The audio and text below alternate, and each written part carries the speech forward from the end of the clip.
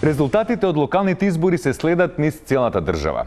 Ако се уште не сте го смениле каналот, ние се селиме во штабот на Народното движење за Македонија, каде како и во секој друг партиски штаб се чекаат резултатите.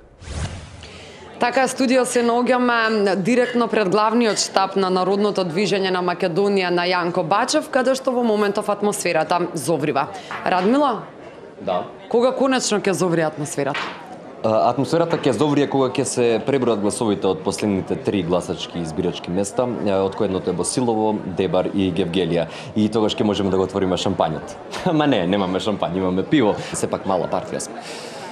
Значи сте презадоволни од резултатите? Презадоволни сме од резултатите, да. Кажете ми колку општини освои Народното движење на Македонија? Ниедно. А колку гласови освои Народното движење на Македонија? 7. Треба да се 10, но некој од фамилија нема гласано. И требаше да бидат повеќе, но сестра ми неодамна се пресели во Швајцарија. Ви благодарам, Радмила. Срекна вест е тоа што Јанко Бачев, лидерот на Народното движење на Македонија, останува во политиката и оптимиста дека на наредните избори ќе освои подобри резултати.